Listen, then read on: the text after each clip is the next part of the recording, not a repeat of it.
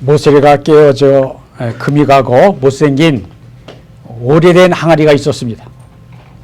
그 항아리 주인은 다른 온전한 항아리들과 함께 그 깨진 항아리를 물 길어 오는데 사용했습니다.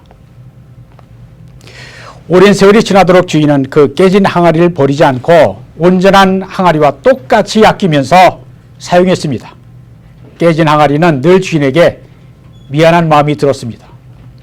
내가 온전하지 못하여 주님께 피해를 끼치는구나. 나로 인해 그토록 힘들게 구한 물이 새어버리는데도 아직 나를 버리지 않으시는구나.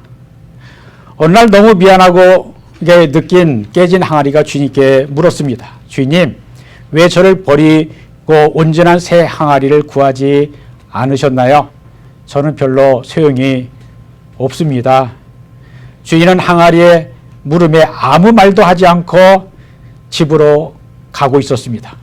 그러다가 어느 길을 지나면서 조용하고 부드럽게 말했습니다. 얘야, 우리가 걸어온 길을 보아라. 그제서야 깨진 항아리는 늘 물을 길어 집으로 걸어오던 길을 돌아보았습니다. 길가에는 예쁜 꽃들이 아름답게 피어 있었습니다. 주인님, 어떻게 이 길가에 이렇게 예쁜 꽃들이 피어 있을까요?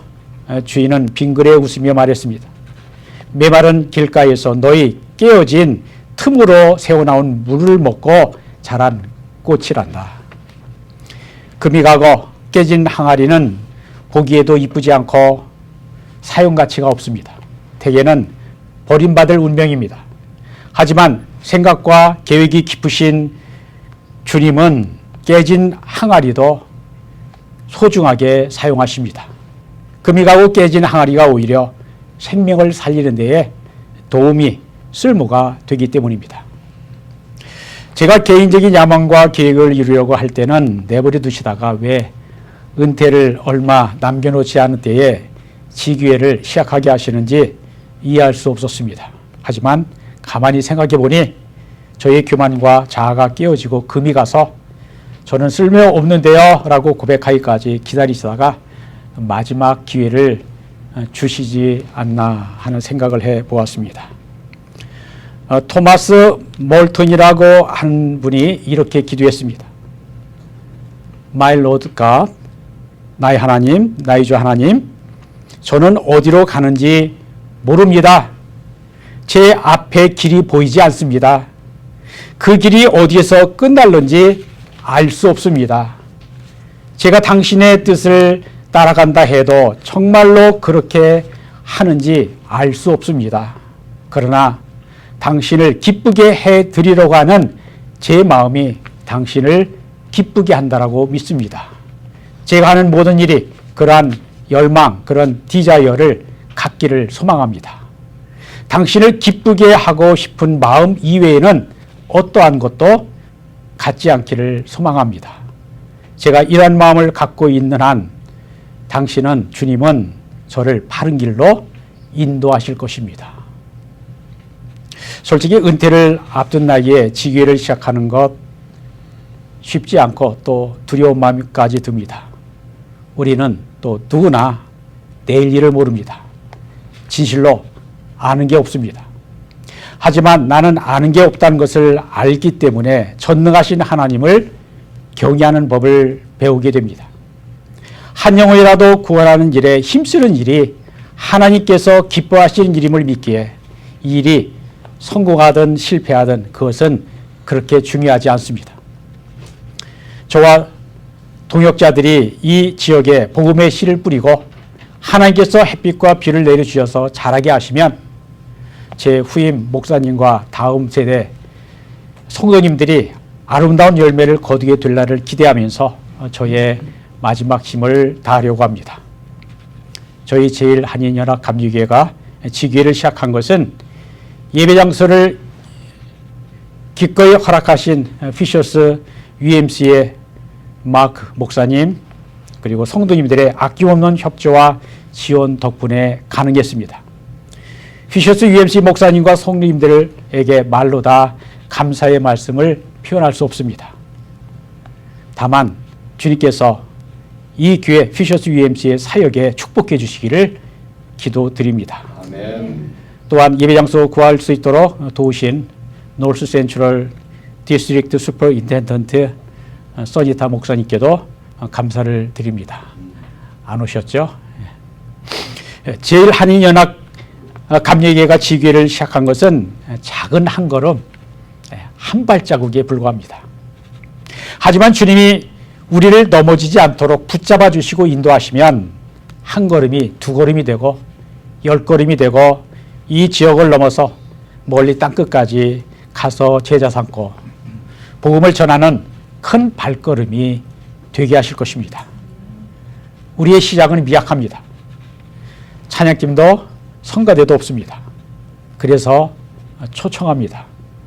찬양의 은사가 있는 분이 필요하고 피아노 반주하실 분이 필요하고 통역, 음향을 하실 분이 필요합니다. 이 작은 교회를 섬기실 마음과 감동이 있으신 분들이 많이 나올 수 있기를 기도합니다. 새로 시작하는 교회가 부족한 것이 많다 보니 무엇이 가장 중요한가, 무엇이 본질인가 하는 것을 생각하게 됩니다. 비록 이 교회가 작고 부족해도 하나님께 기쁨이 되는 교회가 되기를 소망합니다. 작고 부족해도 하나님의 나라가 이 교회를 통해 이 땅에 이루어지고 하나님의 뜻이 하늘에서 이루어진 것처럼 이 땅에서도 이루어지기를 간구하고 영혼 구원에 힘쓰는 교회가 되기를 소망합니다. 예수님이 십자가에서 돌아가시고 부활 승천하신 이후 이 땅에 주신 선물이 있다면 그것은 그의 피로 사신 교회입니다. 그 교회는 눈에 보이는 교회가 아니라 눈에 보이지 않는 교회, 제도적이며 교파적이며 교리적인 교회가 아니라 하나님 사랑하고 이웃을 사랑하는 그리스도의 몸된 교회입니다. 초대교회는 오늘날 흔히 볼 수 있는 대형 교회가 아니었습니다. 초기 예루살렘 교회는 120명으로 시작했습니다. 성도들이 서로가 서로를 알 수 있는 그 사이즈, 적당한 크기의 교회였습니다. 사도 바울의 선교 전략은 도시를 중심으로 전도하는 것이었는데 비교적 많은 사람들이 도시에서 교회를 냈어도 성도 수는 몇 명 혹은 수십 명이었습니다. 에베소 교회를 시작할 때 12명쯤 됐다고 했습니다. 당시 기독교는 주류 종교인 유대교의 핍박을 받았고 로마 제국으로부터 박해를 받는 비주류의 종교였습니다. 종파였습니다. 하지만 그리스도인들은 달랐습니다. 그들은 누구를 섬겨야 할지를 알았고 주님의 명령에 순종했습니다. 이 세상 권리를 거꾸로 바꾸어 사는 신실함이 있었습니다. 그들은 신앙을 지키기 위해 심지어 자기 목숨까지 내어놓고 주님을 따랐습니다. 오늘 성경 본문은 사도행전 2장의 마지막 부분으로 초대교회의 아름다운 모습을 그려주고 있습니다. 오늘 성경 본문이 우리가 시작하는 이 지교회의 비전이 되기를 바랍니다.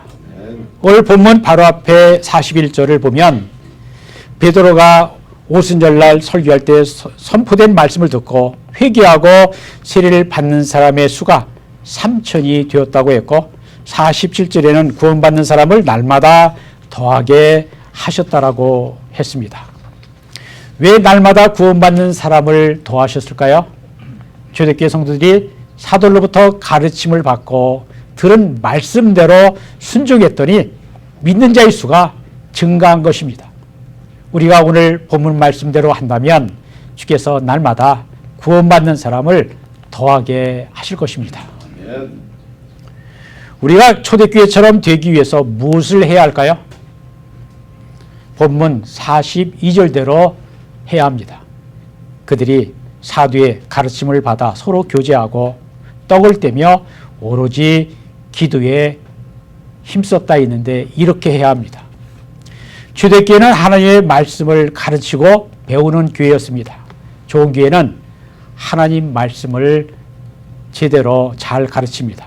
좋은 성도는 하나님 말씀을 배우기를 좋아합니다. 시편 119편의 시인은 주의 말씀에 마치 어찌 내게 그리 단지요 내 입에 꿀보다 더 단이다 했습니다. 다윗은 그의 시편 19편 10절에서 말씀을 금 곧 많은 순금보다 더 사모할 것이며 꿀과 송이꿀보다 더 달도다 라고 했습니다. 우리가 초대교회처럼 되려면 말씀을 사랑하고 말씀을 주야로 묵상하고 그 말씀대로 살아야 합니다. 우리가 예배드릴 때 찬송하고 기도하지만 선포되는 말씀을 듣는 것은 하나님의 말씀을 배우는 것입니다. 초대교회에 회개한 3,000명은 새 신자였습니다. 그러나 그들은 예수님을 믿자마자 하나님 말씀으로 가르침을 받기 시작했습니다. 그들은 말씀을 열심히 배우고 배운 대로 실천하며 살았습니다. 우리의 신앙생활에서 가장 중요한 것은 하나님의 말씀입니다. 말씀은 씨앗과 같습니다. 하나님의 말씀을 배워서 나의 것으로 만들어야 합니다. 말씀 공부와 묵상 없이 감정적인 열심만 있는 교회는 뿌리 없는 나무와 같다 할 것입니다. 말씀을 공부하고 말씀이 삶 가운데서 살아 움직이는 것을 체험하는 사람이 신앙이 자라고 깊어지는 것입니다. 말씀 중심인 교회가 건강한 교회입니다. 아멘. 우리 교회가 이러한 교회, 말씀 가까이 하고 사랑하고 또 순종하는 교회가 되기를 바랍니다. 아멘. 둘째는요, 초대교회 성도들이 말씀을 받은 후에 또 무엇을 했습니까? 서로 교제하고 떡을 떼었습니다. 이것은 단순히 배고픔을 해결하려고 한 것이 아닙니다. 초대교회는 말씀과 기도 중심으로 모인 사람들이 하나님의 한 가족이 되었습니다. 성도들이 한 식탁에서 신령한 교제를 나누었습니다. 성도들이 떡을 떼었다는 것은 단순히 먼 것 그 이상입니다. 떡을 뗀다는 것은 주님의 성만찬을 행한 것입니다. 주님의 십자가 은혜로 내가 구원받았고 내가 살고 있다. 생명 내가 받았다. 구원받았다라는 것을 서로 확인하면서 주님의 성만찬에 참여한 것입니다. 예수께서 제자들과 마지막 만찬자리에서 성만찬을 제장하시며 자신의 희생으로 우리가 구원을 받아 그 은혜로 사는 것을 기억하라 라고 하셨습니다. 우리가 교회에서 예배하고 말씀을 배우고 기도하고 주의 성찬을 나눌 때 우리가 주님의 십자가 사랑과 은혜로 사는 것을 기억하고 감사해야 하는 것입니다. 좋은 믿음의 공동체는 교제가 활발하게 이루어집니다. 말씀은 하나님과 인간 관계를 바르게 하고 교제는 사람과 사람과의 관계를 아름답게 만듭니다. 우리는 그리스도의 몸된 교회의 지체들입니다. 지체가 서로 사랑하고 돕고 협력할 때 진정한 한 몸이 되는 것입니다. 교회 안에서 혼자 외롭게 지내는 것 하나님의 뜻이 아닙니다. 하나님의 가족은 자주 만나야 합니다. 자주 대화를 나눠야 합니다. 자주 함께 음식을 나누며 교제해야 합니다. 성도 간의 교제의 가장 좋은 방법은 교회 예배와 행사에 적극 참여하는 것입니다. 교회에 무슨 일이든 적극적으로 참여하는 것이 하는 사람이 주인입니다. 남을 도와주지 않으면 내가 도와주면 되고 남이 찾아오지 않으면 내가 찾아가면 됩니다. 적극적인 참여가 중요한 것입니다. 교제라고 하는 말 헬라어로 코이노니아인데 공동을 뜻하는 말 코몬이라고 하는 말에 원래 단어인 코이노스라고 하는 말에서 나왔습니다. 초대교회는 성도들이 서로 공동으로 함께 나누는 진정한 사랑과 사귐이 있는 신앙 공동체였습니다. 교제하고 음식 같이 먹고 주의 성만찬을 나누었습니다. 성도들이 음식을 같이 먹는 것은 좋은 교제의 방법입니다. 아무리 서막한 사이라도 식사 같이 하면 금방 가까워지는 법입니다. 교회 안에서의 식사는 단지 배고픔을 해결하는 것이 아니라 주님의 사랑을 나누는 것입니다. 초대교회가 그 다음에 또 무엇을 했습니까? 오로지 기도에 힘썼습니다. 초대교회는 기도에 힘쓰는 교회였습니다. 초대교회는 창립되기 전부터 오로지 기도에 힘썼습니다. 오순절 성령 강림 사건을 통해 최초의 교회가 시작되기 이전부터 그들은 이미 마음을 같이하여 오로지 기도에 힘쓰고 있었습니다. 그들은 주님께서 약속하신 보혜사 성령을 기다리며 기도했습니다. 초대교회의 기도는 사적인 목적을 위한 개인 기도라기보다는 공동체와 이웃을 위한 공동체의 기도요, 중보 기도였습니다. 우리의 기도는 어떻습니까? 오늘 그 대피기도 대신에 감동이 있으신 분들 짧게 기도하십시오 했는데 자기 기도했습니까? 아니죠.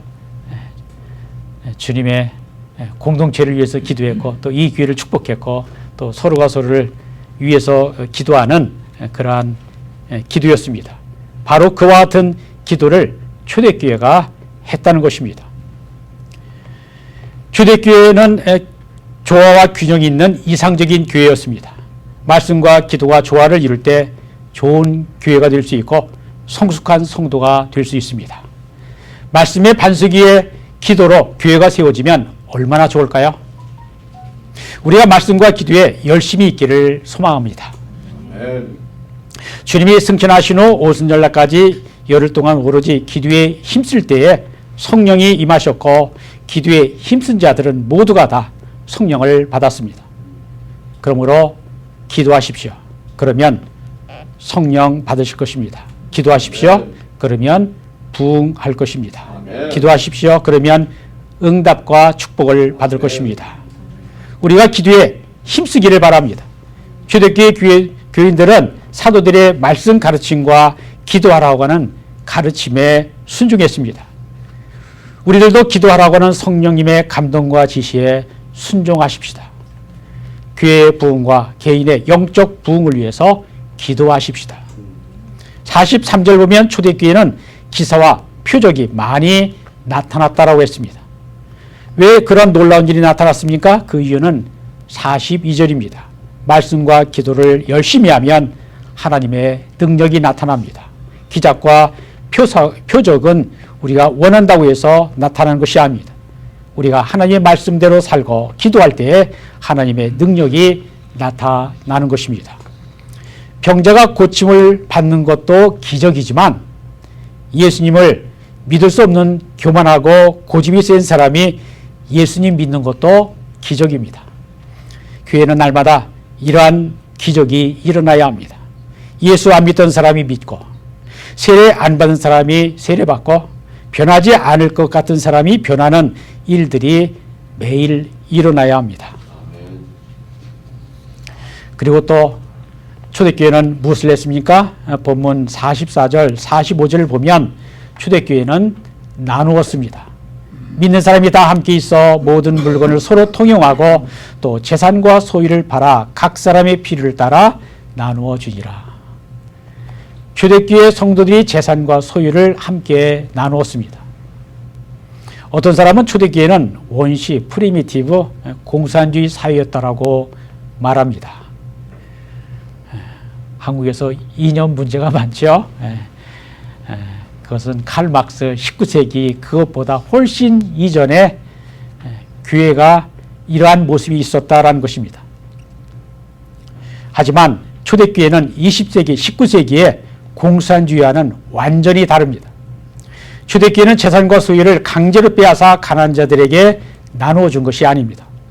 순전히 자발적으로 성령이 성도님들의 마음을 감동할 때에 이웃의 부족한 것이 보이기 시작했고 그래서 기꺼이 자기 것을 희생하여 나누었던 것입니다.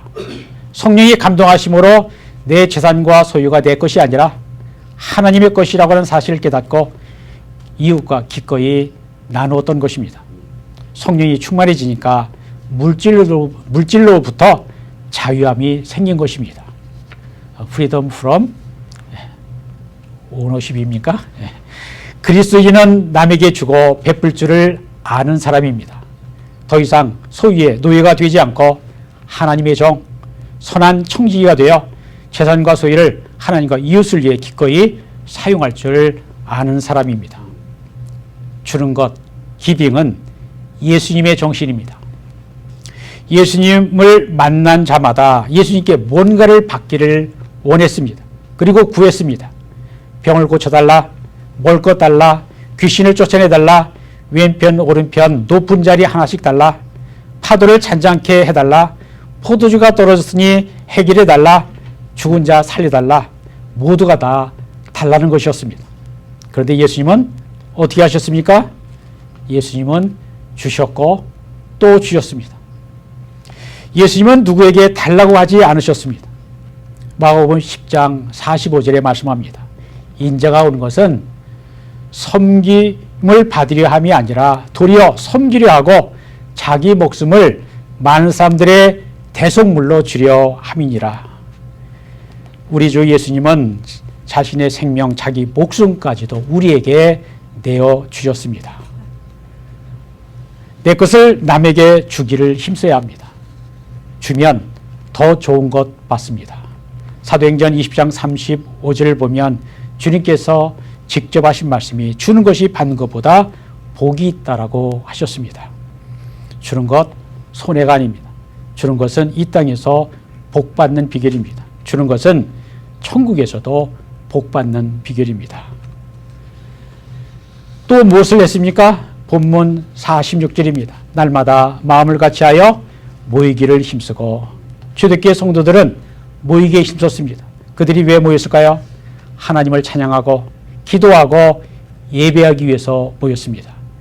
초대교회 성도들이 모이는 것을 감시하고 핍박하는 사람이 있어도 한결같이 끈기 있게 모였습니다.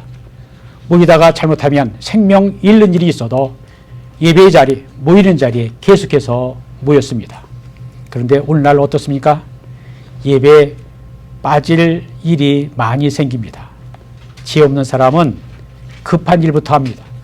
하지만 지혜 있는 사람은 중요한 일부터 합니다. 예배가 중요하다고 생각하면 예배부터 할 겁니다. 기도가 중요하다고 생각하면 기도부터 합니다. 그런 사람이 지혜 있는 사람이고 그런 사람이 믿음이 있는 사람입니다. 하나님은 그런 사람에게 더 지혜 주시고 도와주십니다. 히브리서 10장 25절 잘 아시는 말씀이죠. 모이기를 배하는 어떤 사람들의 습관과 같이 하지 말고 오직 권하여 그날이 가까움을 볼수록 더욱 그리하자라고 했습니다. 이 말씀이 성경에 있는 것을 보면 초대교회 안에서도 모이기를 소홀히 하는 사람, 모이기를 싫어하는 사람이 있었던 것 같습니다. 그러나 모이기에 힘쓰는 교회가 좋은 교회요, 하나님의 뜻을 이루는 교회입니다.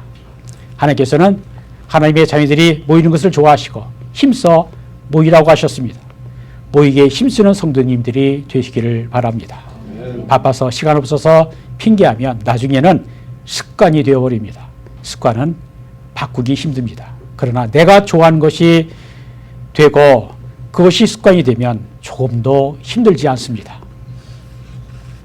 우리는 예배드리기에 모이고 찬양하기 위해 모이고 기도하기 위해 모이고 봉사하기 위해 모이고 이웃을 섬기기에 모이고 교회가 하나 되기 위해 모이고 모이기에 힘쓰시기를 바랍니다. 오늘 본문의 마지막 구절입니다. 하나님을 찬미하며 또 온 백성에게 칭송을 받으니 라고 했죠. 초대교회 성도들은 온 백성에게 칭송, 곧 칭찬을 받았습니다.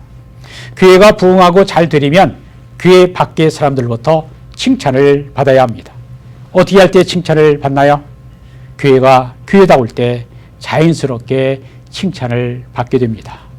오늘날 왜 전도의 길이 막혀 있습니까? 그것은 교회가 칭찬 대신 비난을 받기 때문입니다. 과거에는 교회가 세상을 걱정하고 교회가 세상에 좋은 영향을 끼쳤는데 지금은 오히려 세상의 교회를 걱정해주는 소리를 듣게 되었습니다. 교회가 교회다움을 잃어버렸기 때문입니다. 우리가 세상 사람들로부터 칭찬을 받아야 소망이 있습니다. 초대교회는 오직 예수님만 바라보고 십자가를 바라보고 예수님의 마음을 품었기에 칭찬을 받을 수 있었습니다. 이것은 지금도 변함이 없는 진리입니다.